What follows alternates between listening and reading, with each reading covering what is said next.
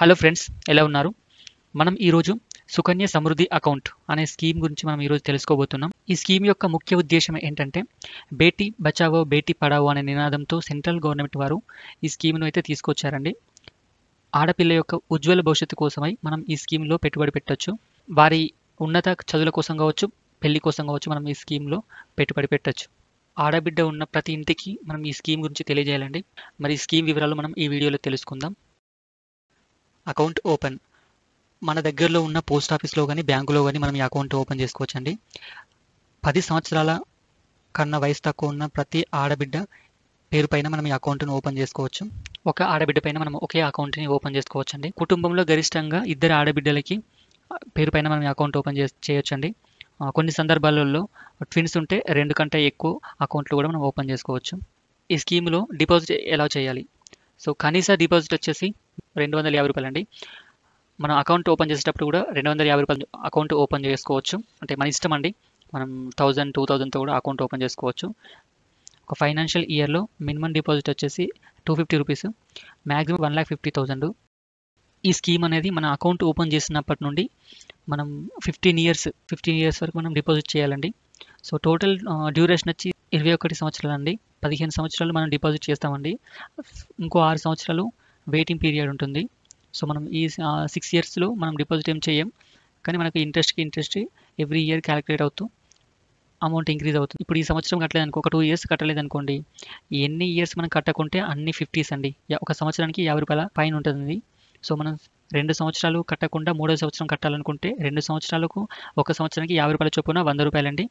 Minimum deposit వచ్చేసి ₹250 అండి. మొత్తం ₹350 మనం డిపాజిట్ చేయాలండి 3వ సంవత్సరం కట్టేటప్పుడు. సో ఇక్కడ ఎందుకంటే మనం ఒక్క సంవత్సరం కట్టకుంటే అకౌంట్ అనేది ఆగిపోతుంది. సో దాన్ని మళ్ళీ కొనసాగించడం కోసం మనకి ఎన్ని ఇయర్స్ అయితే గ్యాప్ ఉన్నాయో అన్ని 50s, తర్వాత మినిమం డిపాజిట్ ఇవి కలిపి మనం డిపాజిట్ చేయాల్సి ఉంటుంది. ఈ స్కీమ్లో మనకి ఆదాయ పన్ను చట్టం 80C సెక్షన్ కింద మనకు పన్ను అయితే మినహాయింపు ఉంటుంది. ఇంట్రెస్ట్ అండి. సో ప్రజెంట్ అయితే మనకు 8.2% ఉందండి ఇంట్రెస్ట్ రేటు. సో ఇది అన్ని స్కీమ్ల కన్నా కొంచెం బెటర్ అండి. ఇంట్రెస్ట్ అనేది ఈ స్కీమ్లో ఎప్పుడూ స్థిరంగా ఉండదండి. అంటే ప్రతి సంవత్సరం స్థిరంగా ఉండదు. త్రైమాసికం ఆధారంగా చేంజ్ చేస్తూ ఉంటారు, మారుస్తూ ఉంటారు ఇంట్రెస్ట్ రేట్ని. సో మైనర్గా ఉన్నప్పుడు, అంటే మనం ఆడబిడ్డ మైనర్గా ఉన్నప్పుడు మన అకౌంట్ ఓపెన్ చేస్తాం. 18 ఇయర్స్ వచ్చే వరకు మన గార్డియనే ఆ అకౌంట్ను ఆపరేట్ చేస్తాడు. స్కీమ్ నుండి మనం మధ్యలో విత్డ్రా చేసుకోవాలనుకుంటే కొన్ని సందర్భాల్లోనే మాత్రం విత్డ్రా చేసుకోవచ్చు అండి. ఒకటి ఏంటంటే ఉన్నత చదువుల కోసం అని చెప్పేసి మనం అమౌంట్ అనేది విత్డ్రా చేయొచ్చు. 50% వరకు విత్డ్రా చేయొచ్చు. సో అప్పటి వరకు మనం ఎంత అమౌంట్ని అయితే జమ చేసామో, డిపాజిట్ చేసామో అందులో నుండి 50% వరకే, 50% వరకే మనం విత్డ్రా చేసుకోవచ్చు. ప్రీమెచ్యూర్ క్లోజర్ అండి. మెచ్యూరిటీ సమయం కన్నా ముందే మనం క్లోజ్ చేయాలనుకుంటే కొన్ని స్పెసిఫిక్ కేసుల్లో ప్రత్యేక సందర్భాలలో మాత్రం మనం అలా చేయొచ్చు.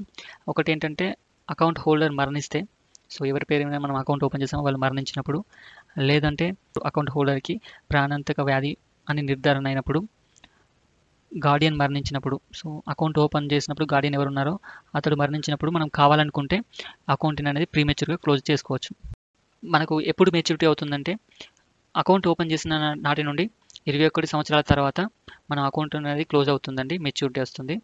అయితే ఇంతకుముందు మనం చెప్పుకున్నట్టుగా, అంటే ఆడపిల్ల 18 సంవత్సరాలు దాటిన తర్వాత చదువుల కోసం అయితే, ఎడ్యుకేషన్ కోసం అయితే తీసుకోవచ్చు. ఒకవేళ పెళ్లి సందర్భంలో మనం పెళ్లికి 1 మంత్ ముందు క్లోజ్ చేయలేము, పెళ్లి తర్వాత 3 నెలల తర్వాత మనం క్లోజ్ చేయలేము. సో ఈ మధ్య సమయంలో మనం క్లోజ్ చేసుకోవచ్చు.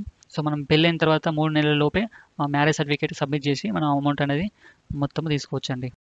250 డిపాజిట్ చేస్తే ఎంత వస్తుంది, 1000 డిపాజిట్ చేస్తే ఎంత వస్తుంది మనకు తెలుసుకోవడానికి మనకు ప్లేస్టోర్లో పోస్ట్ ఇన్ఫో అనే యాప్ ఉంటుందండి. మనం ప్లేస్టోర్కి వెళ్ళి పోస్ట్ ఇన్ఫో అని టైప్ చేసి యాప్ని డౌన్లోడ్ చేసుకుంటే మనకు ఇంట్రెస్ట్ క్యాలిక్యులేటర్ అని చెప్పేసి ఆప్షన్ ఉంటుంది. అక్కడ నుంచి మనం సుకన్య సమృద్ధికి స్కీమ్కి వెళ్ళొచ్చు. ఆ సుకన్య సమృద్ధి స్కీమ్లో మంత్లీ కాంట్రిబ్యూషన్ అని చెప్పేసి ఒక ఆప్షన్ ఉంటుంది, చిల్డ్రన్ ఏజ్ అని చెప్పేసి ఇంకో ఆప్షన్ ఉంటుంది. సో అవి రెండు ఇచ్చేసి క్యాలిక్యులేట్ అని చెప్పగానే మనకి ఎంత అమౌంట్ మనకు మెచ్యూరిటీ సమయంలో వస్తుంది అనేది మనం అక్కడ చూసుకోవచ్చు.